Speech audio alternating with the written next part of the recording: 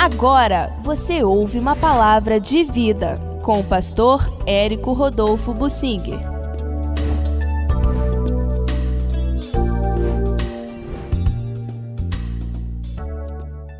Em Ezequiel, no capítulo 20, Deus fala através do profeta um pouco da história do seu povo e da história do relacionamento de Deus com o seu povo, a história da aliança, inclusive da lei. O Senhor manifestou de inúmeras formas o seu poder na história do povo de Israel e deu o sábado como um sinal para Israel se lembrar de Deus. Mas, segundo Deus, Israel sempre foi rebelde. Israel sempre foi rebelde.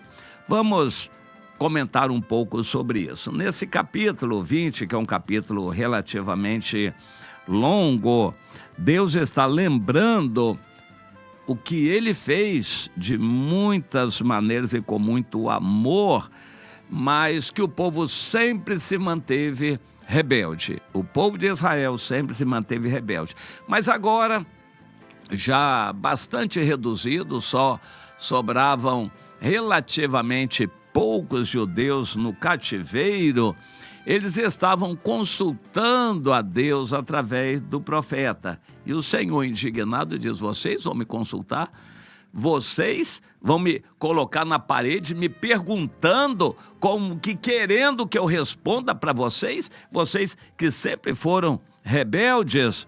Então, meu servo Ezequiel, diga para eles que estão me consultando, esses anciãos, diga para eles essas coisas. Desde o tempo em que eu conheci vocês como povo, chamei, me dei a conhecer a vocês e eu disse: eu sou o Senhor. E vocês vão entender isto. Vou tirar vocês do Egito. E, de fato, Deus fez coisas acontecerem para que eles saíssem do Egito. Mas vocês não se contaminem mais com os ídolos do Egito. Mas não adiantou, eles se rebelaram contra mim e não me quiseram ouvir. Não abandonavam os ídolos do Egito. Interessante, o povo de Israel foi idólatra, muito idólatra lá no Egito. Interessante. Não tinham nenhuma diferenciação religiosa dos egípcios. Eles eram idólatras no Egito, mas Deus, como que não ligou para isso e se revelou através do Moisés com sinais e maravilhas para que eles pudessem conhecer quem era Deus. E o Senhor diz: eu fiz isso por amor do meu nome. Não é porque vocês mereciam, mas por amor do meu nome, eu me dei a conhecer ao meu povo. Eu tirei o meu povo do Egito e os levei para o deserto. Dei-lhe os meus estatutos e lhes fiz conhecer os meus juízos, os quais, cumprindo-os, o homem viverá por eles. Também lhes dei os meus sábados para servirem de sinal.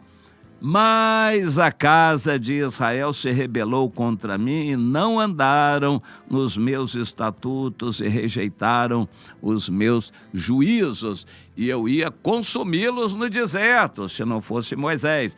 Mas o que fiz foi por amor do meu nome, não os consumindo. Isso para que o meu nome não fosse profanado entre as nações. Então eu jurei no deserto que não os deixaria entrar na terra prometida, porque o seu coração andava continuamente após os seus ídolos. Mas eu fiz com que eles ficassem 40 anos no deserto, até que morresse toda aquela geração e os filhos entrassem na terra prometida. Os meus olhos lhes perdoaram e eu não os destruí nem consumi de todo no deserto, mas disse que os seus filhos entrariam na terra prometida.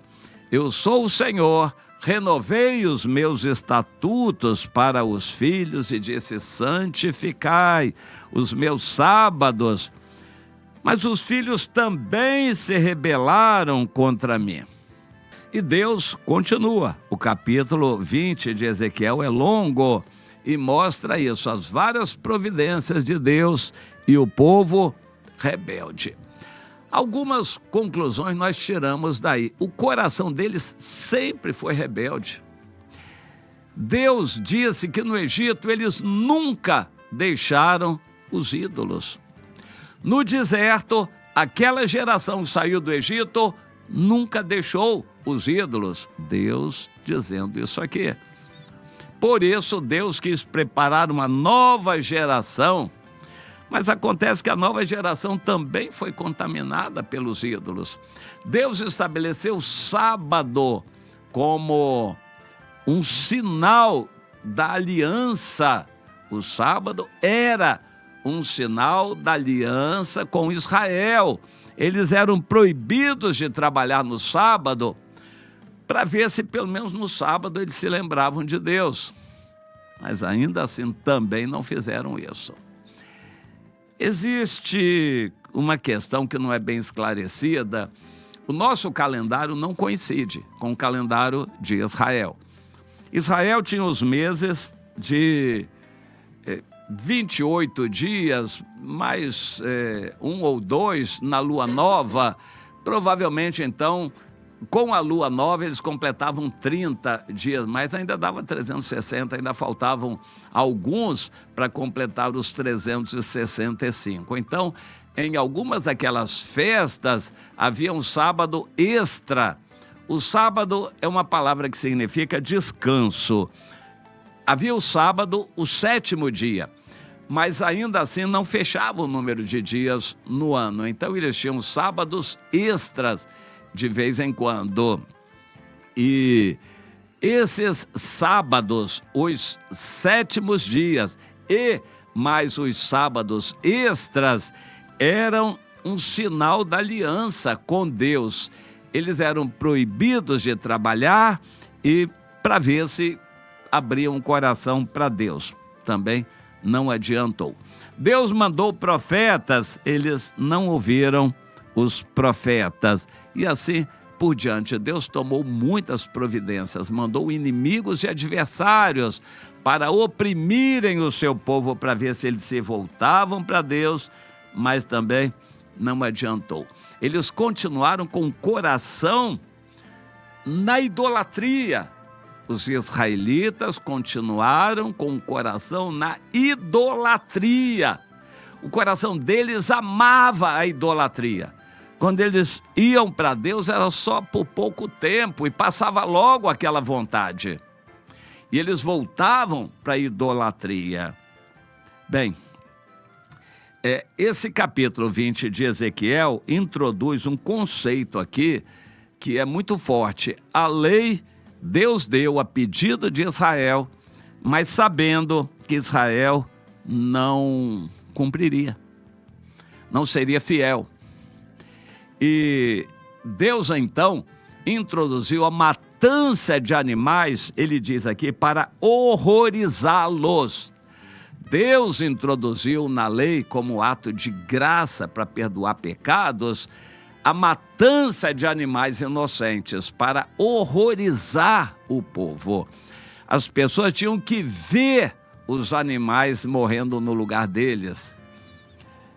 Eu acho que eu me horrorizo com qualquer matança de animal. Já matei galinha, nós matamos ovelhas, matar pato, peru. Eu já vi matar animais. A gente vê em vídeos onças e animais assim ferozes, leões matando outros animais. Isso nos horroriza. Quando a gente vê o filme, assiste o filme A Paixão de Cristo, de Mel Gibson, o quanto Jesus sofreu, aquilo nos horroriza. Pois é exatamente o que Deus quis quando estabeleceu a necessidade de matar animais para horrorizar o povo de Israel, para ver se eles entendiam e se afastavam da idolatria. Mas não adiantou. Eles continuaram na idolatria. O coração deles era incapaz de amar a Deus. Aí o Senhor diz, não tem jeito.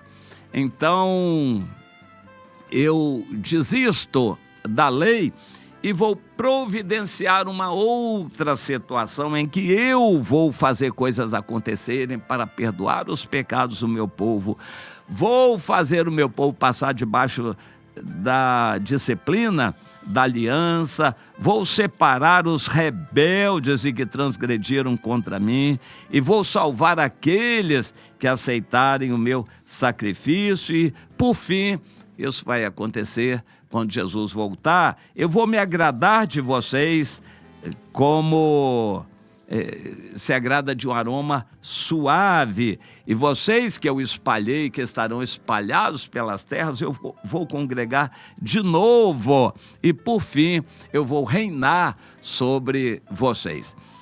Interessante, olhando agora por cima, nós vemos o seguinte: Israel sempre teve o coração rebelde, pediu uma lei, Deus deu uma lei, e a lei não adiantou nada, porque a lei só condena, a lei não salva.